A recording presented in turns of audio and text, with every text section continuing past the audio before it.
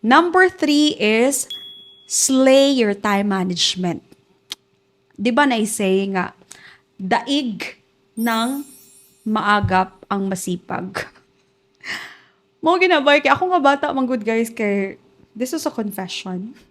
Ako ay batang untupers. Di ko late, pero di po ko early. Katong sa una nga mga time. Dako pog ambag sa akong life kay kato. Na yung nag-share sa ako ang effective po ng Google Calendar.